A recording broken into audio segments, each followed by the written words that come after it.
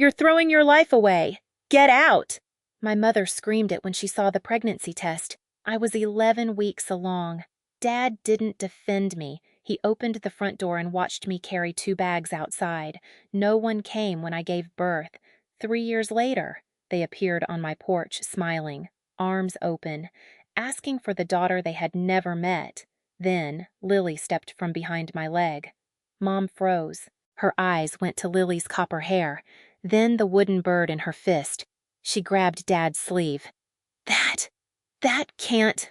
That was when I realized she recognized something I didn't understand. I'm Felicity Parker. I'm 34. I work in payroll and financial reconciliation. And for the last 3 years, my entire world has fit inside a small rented duplex with my daughter. Lily is 3. She has copper-colored hair that catches sunlight like a penny, gray-blue eyes, and a habit of carrying the same little wooden bird everywhere she goes. She calls it Moon most mornings. Our life is painfully ordinary. Toast, crumbs on the table, coffee cooling beside my laptop. Lily explaining some impossible story about squirrels while I check the clock and pretend I understand every word. I fought hard for ordinary. 3 years earlier, I was 31 and 11 weeks pregnant when everything I thought I knew about my family disappeared in one morning. Jason, Lily's father, had already left. He heard the word pregnant and suddenly every plan we had became too complicated. Then my mother found the test. Diane Parker had always cared about appearances. The right clothes, the right neighborhood, the right family photo at Thanksgiving. An unmarried pregnant daughter did not fit the picture. You're throwing your life away! Get out! I remember staring at my father.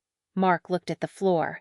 For 1 second, I thought he would finally tell her she'd gone too far. Instead, he opened the door. I packed what I could into 2 bags. When I dragged them toward the sidewalk, our neighbor Linda Foster crossed the street to help me.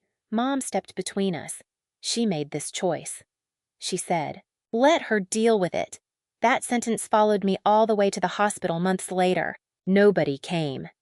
During labor, I kept one hand wrapped around the cold metal rail beside the bed and looked at the empty chair in the corner. When the nurse asked my baby's name, I said, "Lily." I wanted something soft, something that didn't sound like judgment. Afterward, I built our life 1 paycheck at a time. Linda eventually became the closest thing Lily had to a grandmother.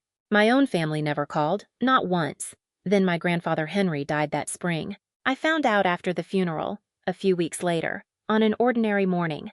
A silver sedan stopped outside my duplex. Mom stepped out first. Dad followed, and 3 years of silence walked straight toward my front door. Mom reached the porch first.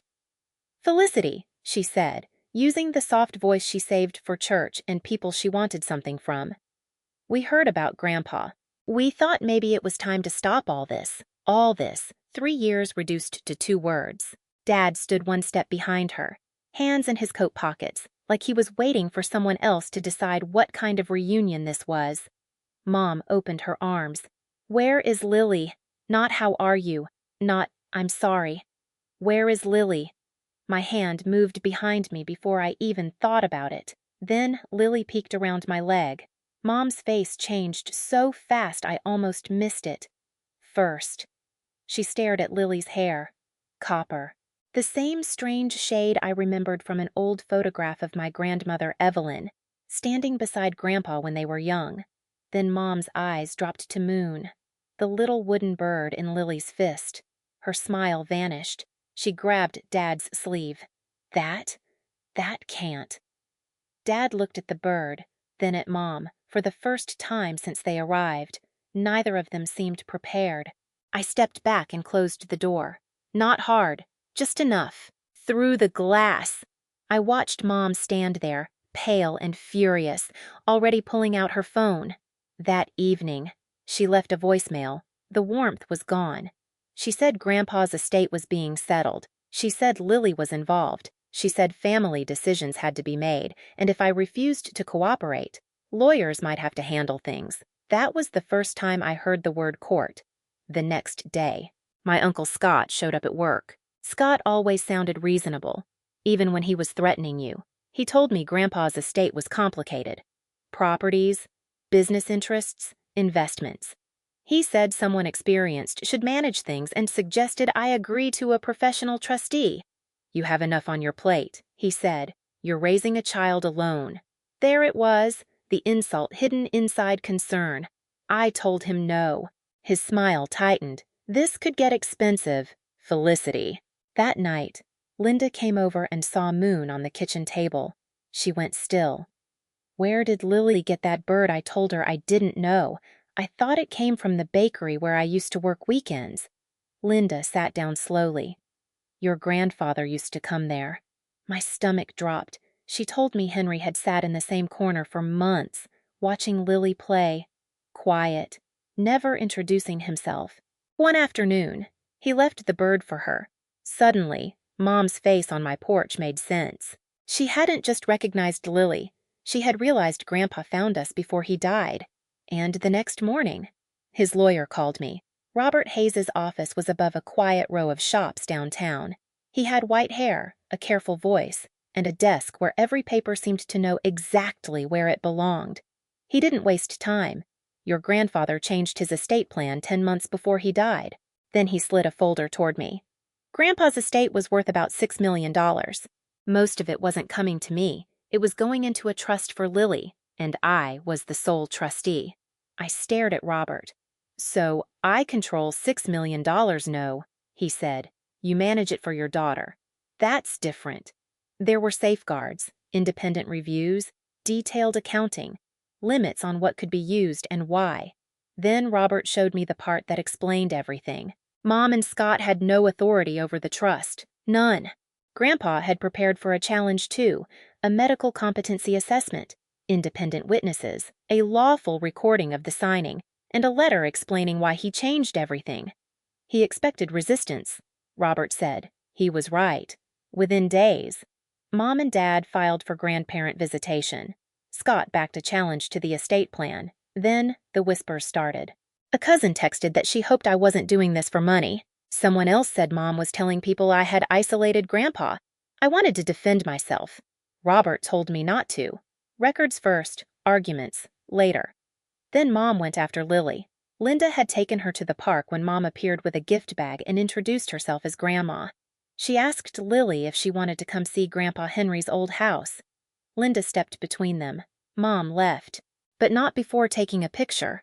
When Linda called me, my hands shook so badly I dropped my keys twice. 2 days later, a caseworker came to my duplex because someone had reported concerns about Lily's welfare. I never proved who called. The caseworker checked the kitchen, Lily's room, the smoke detectors, everything. Before leaving, she said quietly, "She's safe. She's happy. I'm closing this." Then Mom came to my job. She didn't ask anyone to fire me. She only mentioned the legal dispute, the money, and whether someone whose judgment was being challenged should handle financial records. My manager defended me, but I understood the message. There was nowhere in my life she couldn't reach. That night, Lily built a tower from wooden blocks. It fell. She laughed. "Build it again." "Mommy." "So we did." It fell again. Again. I smiled until she went to bed. Then I locked myself in the bathroom and cried into a towel. For the first time. I considered giving up the trusteeship just to make them stop. I sat on the kitchen floor with a legal pad and ran the numbers. And I realized surrender would teach Lily the one lesson I had sworn she would never learn. That if someone scares you enough, they get to take what was entrusted to you. I called Robert. I'm not resigning. After that, everything changed. The hearing came first. Mom and Dad sat across the courtroom with a lawyer who kept calling Lily the child like she was a line item. Their argument was simple. I had isolated her from family. I was overwhelmed. I was now controlling a trust worth millions. Then the judge asked one question. How many times did your clients see Lily before this estate dispute began? Their lawyer looked down. None. Your Honor, temporary visitation was denied. I walked outside, shaking, for the first time. Someone outside my family had heard Mom's version and still seen through it. A week later, we gathered at Grandpa's house. Mom had insisted relatives be there. She thought an audience would make me fold. When Lily and I walked in, Mom crossed the room carrying a plate of sandwiches. Felicity, sweetheart. She smiled like we had spent every Christmas together. Then she crouched in front of Lily and held out a wrapped box. Come sit with Grandma. Lily looked at me. No, thank you. I stay with Mommy. Mom's smile cracked. Margaret saw it. So did I. Robert called everyone into the living room. Grandpa's old chair sat empty beside the window. Lily climbed onto my lap with Moon against her chest. Before Robert could begin, Mom stood. I think everyone deserves to know what really happened. She talked about Grandpa's age, his health, his grief. Then she pointed at me. She came back when there was money involved. My throat tightened. I could feel myself becoming 31 again, standing beside 2 bags while everyone watched. She got close to him, Mom said. She convinced him to cut out his own children. I looked at Robert. He gave me one small nod. So I said nothing. Mom finished with tears in her eyes. She manipulated a dying man. Robert opened his folder. Mr. Bennett anticipated that allegation. Mom blinked. He placed a medical assessment on the table. Henry was evaluated when he finalized these decisions. He was found fully competent. Mom recovered. One doctor doesn't mean he understood complicated legal papers. He signed in front of independent witnesses, Robert said, and at his request. The meeting was lawfully recorded. Scott shifted in his chair. Mom turned to me. She was still influencing him. No, Margaret said. Everyone looked at her. She stood slowly, one hand on her cane. I drove Henry to see Lily. Mom's face hardened. Felicity didn't know he was there. Margaret continued. Henry sat in that bakery because he was ashamed to walk up to his granddaughter after believing your story. Robert lifted another set of papers. Now, the trust. That changed the room. Grandpa's estate was worth about $6 million. Most of it had been placed into a trust for Lily. Not for me. For Lily. I was the sole trustee, responsible for managing it under strict rules and independent review. Mom interrupted. So she controls all of it. Robert looked directly at her. She has responsibility for it. She does not own it. Then he read the next provision. Mom and Scott would receive nothing from the remaining estate. Mom gave a small, disbelieving laugh. No, read that again. Robert did. Nothing. Then he opened Grandpa's letter. Grandpa admitted he had believed Mom when she said I ran away. Believing her had been easier than asking questions. Then he learned what really happened. That I was 11 weeks pregnant, that Mom put me out, that Dad opened the door, that Linda tried to help and Mom stopped her, that nobody came when Lily was born. By the time Grandpa found us, he wrote. He felt he had lost the right to ask me for forgiveness. So he watched from a distance. Lily raised Moon in her fist. I reached into my bag and took out the second wooden bird Robert had given me. Same shape, same carved wings. I set them side by side. Margaret's eyes filled. He made those at my kitchen table. No one spoke. Then Scott stood. Felicity has no experience handling property. I looked at him. You mean the properties you wanted sold? His face changed. Robert stayed calm. The estate records include a redevelopment proposal worth about $3 million, he said. Henry declined it. Several relatives turned toward Scott.